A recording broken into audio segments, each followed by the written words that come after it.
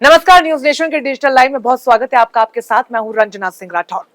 नमस्कार, मैं हूं आपके साथ अजीत और आज हम बात करने वाले हैं प्रधानमंत्री के जम्मू दौरे को लेकर के, क्योंकि इलेक्शन बहुत नजदीक हुए। इसकी शुरुआत प्रधानमंत्री ने आज कर दी और जब प्रधानमंत्री बात कर रहे थे तो उनके निशाने पर विपक्ष था और विपक्ष को उन्होंने आड़े हाथों लिए बहुत सारी बातें कही। आज उसी पर हम चर्चा करेंगे। बिल्कुल, और जम्मू कश्मीर विधानसभा चुनाव का बिगुल फूंकते ही प्रधानमंत्री पहुंचे और पूरे 40 सालों में लगभग अंजीत ऐसा हुआ है कि कोई प्रधानमंत्री जम्मू के किसी दौरे पर पहुंचा है। डोडा में जब वो पहुंचे तो अपने चित्त परिचित अंदाज में नजर आए और विपक्ष को आड़े हाथों उन्होंने लिया। कांग्रेस का राहुल गांधी का नाम लिए बगैर उन्होंने कहा कि कुछ लोग नफरत की दुकान पर मोहब्बत की दुकान का तमगा लगाकर चला रहे हैं और नफरत राजनीति में उनका एक बहुत बड़ा हथियार हो गया है। साथ ही कांग्रेस को लेकर भी उन्होंने कई तंज कसे और प्रहार करते हुए कहा कि किस तरीके से जम्मू कश्मीर की जनता के साथ ये पार्टी राजनीतिक बोलते ना उसका बल लेते हुए, सहारा लेते हुए ठगती आई है जनता को, यहाँ पर धोखा दिया है जनता को। और एक बार फिर से उन्होंने भारतीय जनता पार्टी की और अपने पार्टी की तमाम उपलब्धियां गिरवाई। रोहन हमारे साथ है। रोहन, डोडा की प्रधानमंत्री नरेंद्र मोदी की रैली कितना इंपैक्ट होता हुआ इसका? देखिए रंजना, करीब 40 से 45 साल के बाद कोई प्रधानमंत्री पहली बार डोडा पहुंचे हैं रैली करने के लिए। इससे पहले 2014 के चुनाव में पीएम मोदी किश्तवाड़ पहुंचे थे। और ये इन सीटों के बारे में खास बात यह है कि ये जम्मू रीजन की मुस्लिम बहुल सीट मानी जाती है। डोडा, किश्तवाड़, रामबन, राजौरी नहीं, तो ये तमाम जो सीटें हैं ये मुस्लिम बहुल सीटें मानी जाती है। लेकिन सबसे पहली बात पीएम की वहां जो तमाम बड़ी बातें क्या रही पीएम की रैली में, पीएम ने तमाम परिवारवाद पर सवाल उठाया, आतंकवाद पर उन्होंने कहा 3 परिवारों ने जो जम्मू कश्मीर, 3 खानदानों ने जो जम्मू कश्मीर को तबाह करके रखा है। इसके अलावा डेवलपमेंट की बात उन्होंने की कि जम्मू कश्मीर की जनता आज किसके साथ है, जो डेवलपमेंट कर रहा है उसके साथ है। यही नहीं, हमारी न्यूज नेशन की टीम भी वहां मौजूद थी। हमने वहां तमाम जो मुसलमान जो वहां पहुंचे थे पीएम मोदी को सुनने के लिए, उनसे भी हमारी टीम ने बातचीत की। तो मुसलमानों का भी यही कहना है कि अब परिस्थितियां बदल चुकी है। जब से मतलब 370 था, आर्टिकल 370 जब से निरस्त किया गया, उसके बाद जिस तरह से विकास परियोजनाओं का विस्तार हुआ है, जिस तरह से जम्मू कश्मीर रीजन में विकास हुआ है, डेवलपमेंट हुआ है, तो हम उसी पार्टी को वोट देंगे जो विकास करेगी जम्मू कश्मीर का। क्योंकि पिछले काफी समय से आतंकवाद को बढ़ावा मिला, अलगाववादी नेताओं को बढ़ावा मिला, जम्मू कश्मीर को पीछे ढकेलने की कोशिश हुई, पाकिस्तान परस्त बयानबाजी जिस तरह से सामने आती है, तो जम्मू कश्मीर की जनता इससे पस्त हो चुकी है। लोगों का यही कहना है। तो पीएम की रैली एक तरह से गेम चेंजर साबित हो सकती है अपने आप में।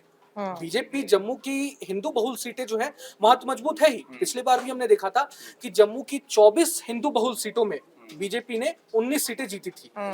बची जो 13 सीटें हैं आई थिंक, उसमें से 6 सीटें जीती थी। लेकिन इस बार वही है, इस बार बीजेपी का जम्मू में क्लीन स्वीप करने की मतलब स्ट्रैटेजी है, तैयारी है। तो इसी वजह से पीएम सबसे पहली रैली जो पीएम मोदी ने की वो डोडा में की। बिल्कुल रोहन, लेकिन एक समझने वाली बात ये कि जब वो वहां पर बोल रहे थे और जनता से मुखातिब वहां पर हो रहे थे प्रधानमंत्री, तो उन्होंने कहा कि ये 3 खानदान जिसका जिक्र हम कर रहे हैं, तीनों खानदान ने कश्मीर को बर्बाद करके रख दिया और दशकों की बर्बादी का दंश जो है वो यहाँ की जनता झेल रही है। इसकी जिम्मेदारी इन तीनों खानदानों को लेनी होगी। और साथ ही उन्होंने कहा कि हमारा संकल्प है सुरक्षित कश्मीर को बनाना और ये मोदी की गारंटी। यही एक टर्म उन्होंने लोकसभा चुनाव में इस्तेमाल किया था, खूब इस्तेमाल किया था और विपक्ष इसको आड़े हाथों लिया। जब नतीजे सामने आए और वापस से अगर वो एक बार फिर से उस टर्म का इस्तेमाल कर रहे हैं, तो क्या समझा जाए कि कॉन्फिडेंस वही है, कहीं भी लोकसभा चुनावों के नतीजों का असर नहीं होता हुआ नजर आ रहा? देखिए, लोकसभा चुनाव में की बात आप करें, जम्मू कश्मीर की 5 लोकसभा सीटों में से बीजेपी ने 2 पर चुनाव लड़ा था और दोनों पर जीत दर्ज की थी। आज पीएम मोदी ने उन 3 खानदानों का जिक्र किया, चाहे मुफ्ती परिवार हो, चाहे अब्दुल्ला परिवार हो, पीएम मोदी ने सब पर हमला बोला। पीएम मोदी ने सबसे बड़ी बात आप देख लें, आपने जो सुरक्षा को लेकर आपने जो जिक्र किया कि पीएम मोदी ने सुरक्षा के लिहाज से जो बड़ी बातें कही, पीएम मोदी ने यूपीए के गृह मंत्री का भी जिक्र किया, उनके बयान का भी, जो सुशील शिंदे ने हाल ही में बयान दिया था कि मुझे तो उस वक्त लाल चौक जाने में भी डर लगता था। तो पीएम मोदी ने इसी पर सबसे पहले कटाक्ष करते हुए हमला बोला कांग्रेस को लेकर, यूपीए को लेकर।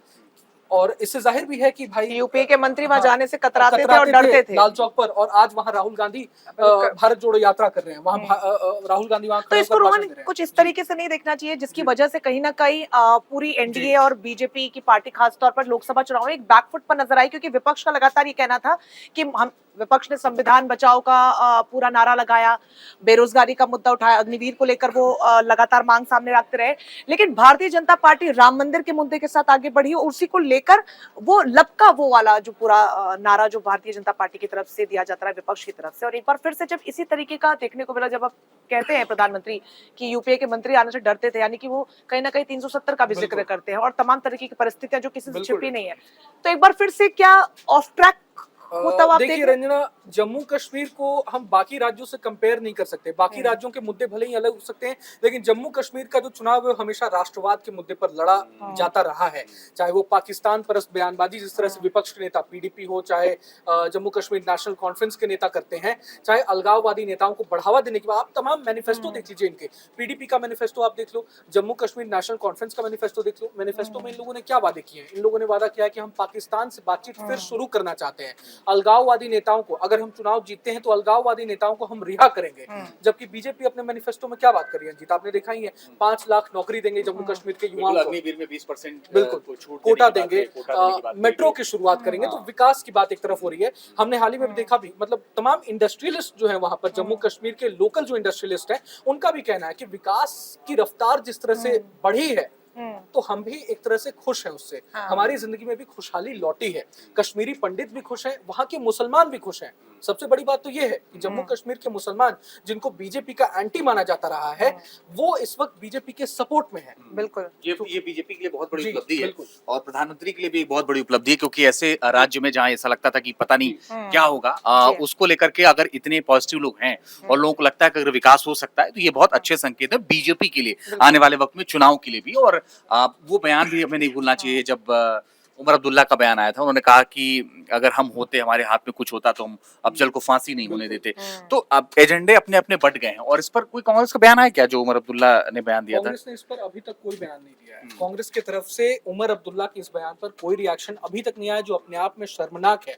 एक आतंकवादी जो 2001 संसद हमले का दोषी था, उसको लेकर उमर अब्दुल्ला ने ऐसा शर्मनाक बयान दिया, उसको अभी तक कांग्रेस ने कोई क्रिटिसाइज नहीं किया, कोई भी। लेकिन आप देख लें अंजीत, सबसे अहम बात, उमर अब्दुल्ला के लिए यही मुस्लिम उम्मीदवार अब चुनौती बनने जा रहे हैं। बीजेपी की स्ट्रैटेजी की यहाँ बात कर लें, क्योंकि जम्मू के हिंदू बहुल सीटों पर बीजेपी का गेम आसान है, लेकिन असली चुनौती बीजेपी के लिए जो है वो मुस्लिम बहुल सीटें हैं। चाहे घाटी, कश्मीर घाटी की बात कर लें, और या जम्मू कश्मीर की जो मुस्लिम बहुल सीटें हैं, आई थिंक 12 या 13 जो मुस्लिम बहुल सीटें हैं, उनकी बात कर लें।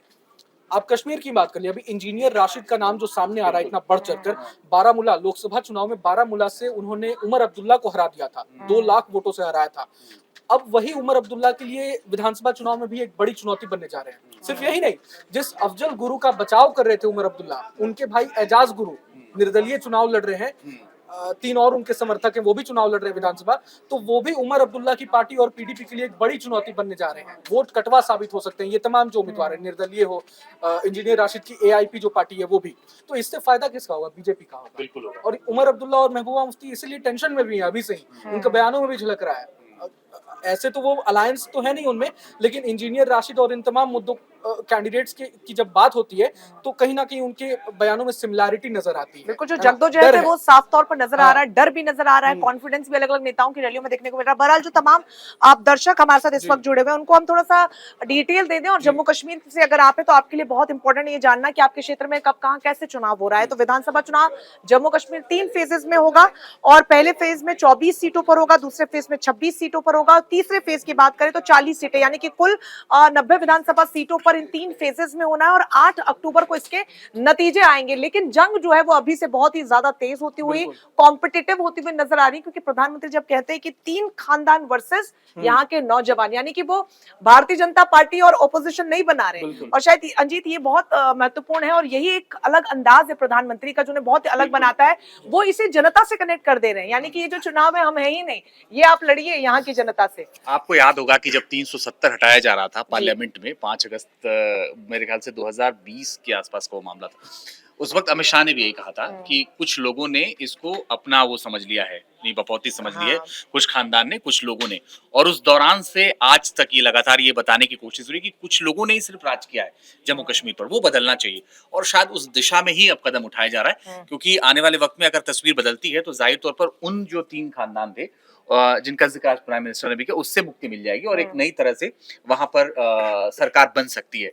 जहां तक ये लोग मांग कर रहे थे कि पूर्ण राज्य का दर्जा भी होना चाहिए जम्मू कश्मीर के लिए, तो ये भी मैनिफेस्टो में शायद इसका जिक्र है कि वक्त आने पर या उस समय हम इसको पूर्ण राज्य का दर्जा भी आने वाले वक्त में देंगे। और ये तो मैनिफेस्टो में बकायदा इसको लेकर के बातचीत हो रही है।